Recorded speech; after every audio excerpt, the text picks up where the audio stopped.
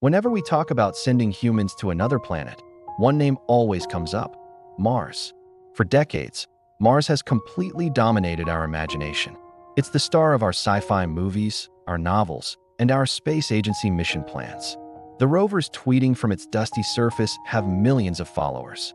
Meanwhile, Venus, well, Venus has inspired almost nothing. A couple of old stories, maybe a carnivorous plant named after it, and a razor brand. Poor Venus. It easily has the worst PR of any planet in our solar system. And that bad PR isn't just about its reputation. It actually shapes real-world space policy.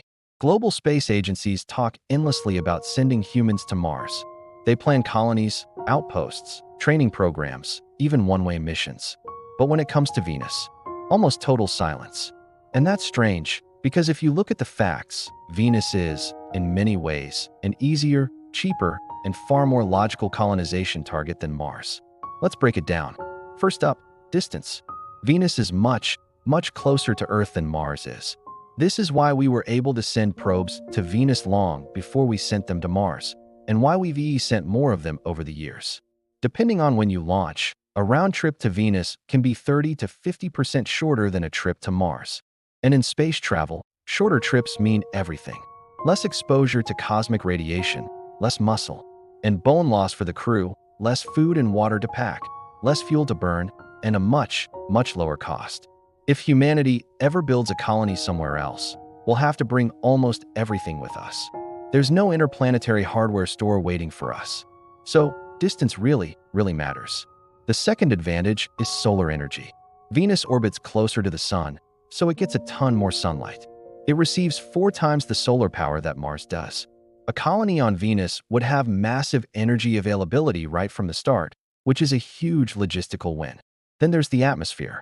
Mars has an extremely thin one, barely enough to provide any real shielding against dangerous radiation or micrometeorites.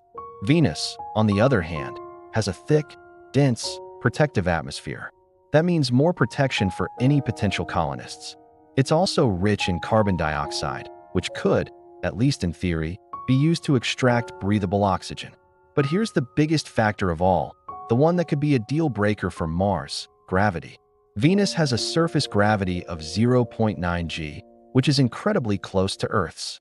Mars, however, only has 0.38 g, less than half of what we're used to. And we already have plenty of data showing that low gravity is brutal on the human body. Astronauts in orbit lose bone mass up to 10 times faster than elderly patients with severe osteoporosis. We don't know exactly how human bodies will react to Martian gravity long-term, but all signs point to it not being good. This is the key. Gravity can't be terraformed. We can add water to a planet, we can generate oxygen for an atmosphere, but we can't just boost a planet's gravity. It's a fundamental property. If it turns out that humans can't survive and reproduce in Martian gravity for generations, then Mars can never be a true home.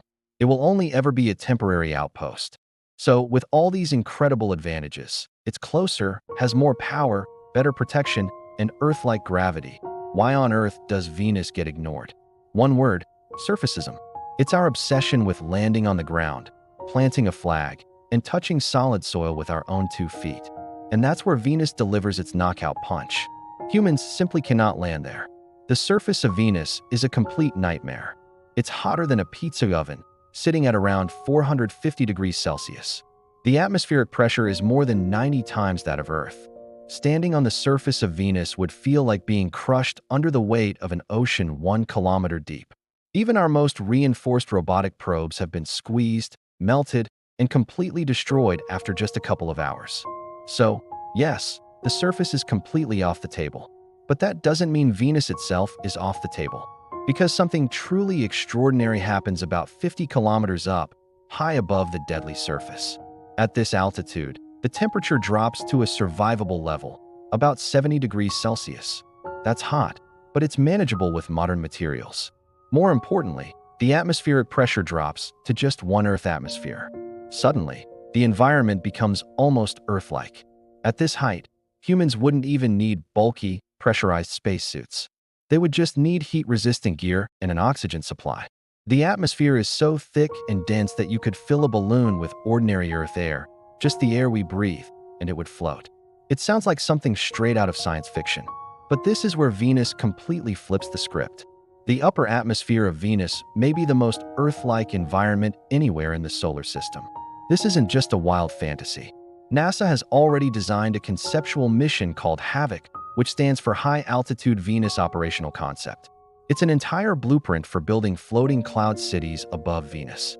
We're talking about massive airships, long-term habitats, and permanent scientific stations, all suspended in the sky. And while this idea is still conceptual, it's being taken very seriously by scientists and engineers. Right now, the world remains fixated on Mars.